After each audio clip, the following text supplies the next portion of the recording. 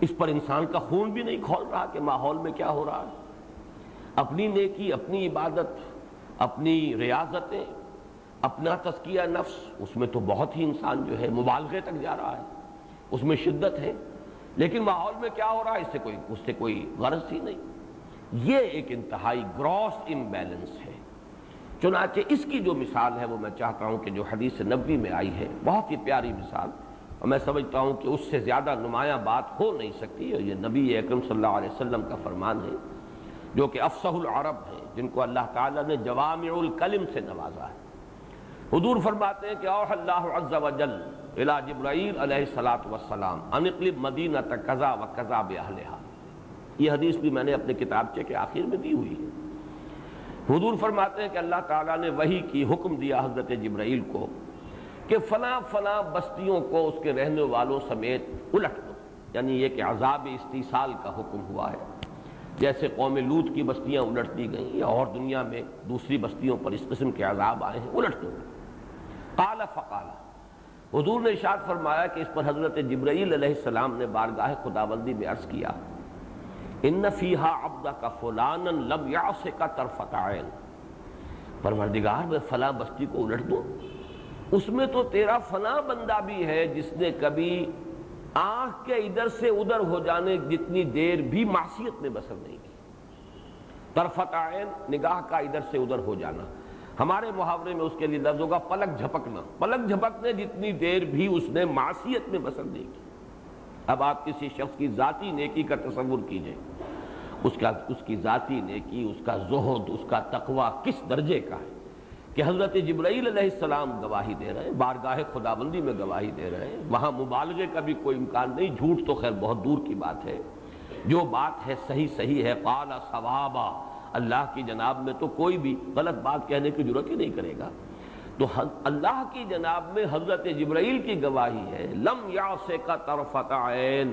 وہ تو اتنا نیک، عابد اور زاہد بندہ ہے کہ اس نے پلک جھپکنے جتنی دیر بھی گناہ میں بسر نہیں کی.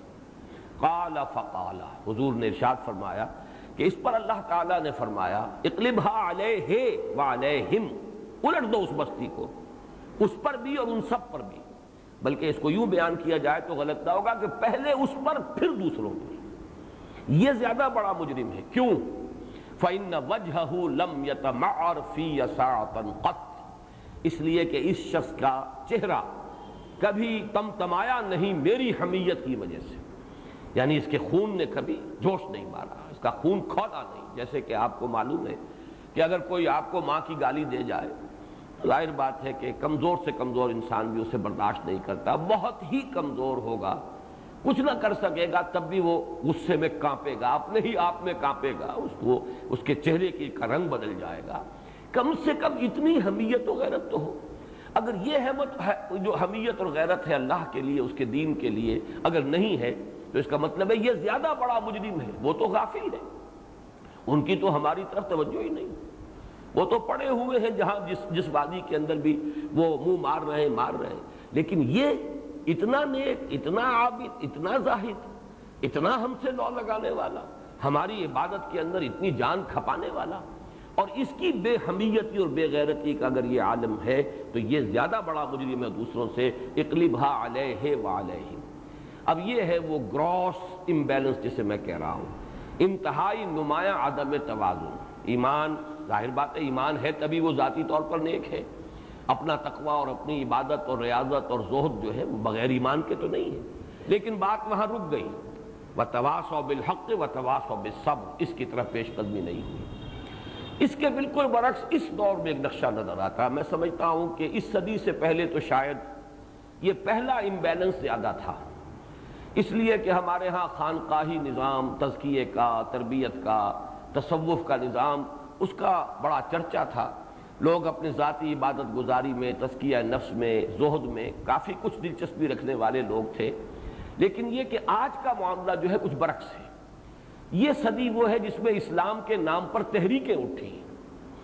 سب سے پہلے تو یہ کہ خاص طور پر ہم اپنے حالات میں دیکھیں کہ تحریک آزادی، تحریک پاکستان، نعرے لگ رہے ہیں پاکستان کا مطلب کیا، لا الہ الا اللہ، اور لگانے والے کون ہیں؟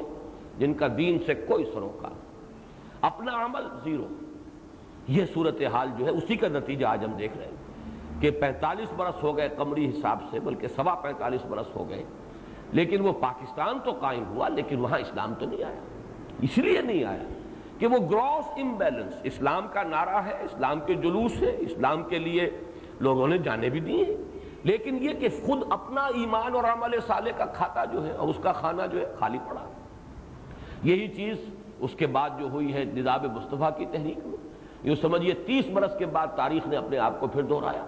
نظام مصطفیٰ کی تحریک ہے اور چل رہی ہے اور نعرے لگ رہے ہیں اور لوگوں نے گولیاں کھائی ہیں، جانیں دی ہیں، لیکن چونکہ وہ اپنا ایمان اور عمل صالح والا کھانا جو ہے خالی، نماز نہیں پڑھتے لیکن یہ کہ اسلام کے نام پر جان قربان کرنے کے لیے تیار ہے، ختم نبوت کے لیے جانیں دی ہے لوگوں نے۔ اور میں نے بارہا کہا کہ میں نے اپنی آنکھوں سے دیکھا کہ اپنے گریبان کھول کر نوجوانوں نے گولیاں کھائی، لیکن یہ کہ ان کا کوئی تعلق دین کے ساتھ عملی نہیں تھا، بس ایک جذباتی رو تھی جس کے اندر کہ وہ بہرحال ناموس رسالت کے نام پر مسلمان جو ہے وہ گردن کٹا دیتا ہے۔ یہ دوسرا گراس امبیلنس ہے۔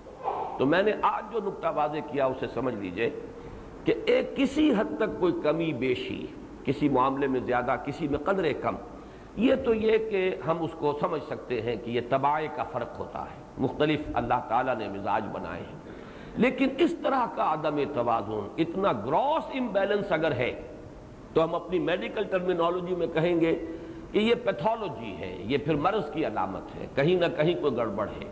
اور آج کے اس دور میں جیسا کہ میں نے عرض کیا، سب سے زیادہ جو ہم جس گراس امبیلنس کا مشاہدہ کر رہے ہیں وہ دوسری قسم کا ہے، جبکہ اس سے پہلے وہ پہلی قسم کا جو تھا وہ زیادہ تھا۔ آج بھی ایک بہت بڑی تحریک ہے، فضائل کی دعوت ان کے ہاں بہت ہی شدت کے ساتھ ہے، اتباع سنت جو ہے اس کے لیے باریک سے باریک چیزوں پر پورا اہتمام ہے، اس کے لیے غور و فکر ہے، تلقین ہے، کھانا کیسے کھاتے ہیں بیٹھ کر، اس کے کیا آداب ہیں، اس کی کیا سنتیں ہیں، چلنا کس طریقے سے چاہیے، جوتا کیسے پہننا چاہیے، مسواک کیسے کرنی چاہیے، لیکن نہی عن المنکر، خون کا کھولنا، یہ دیکھ کر کہ کیا ہو رہا ہے ماحول میں، معلوم ہوتا ہے کہ یہ دروازہ انہوں نے اپنے اوپر بند کیا ہوا ہے۔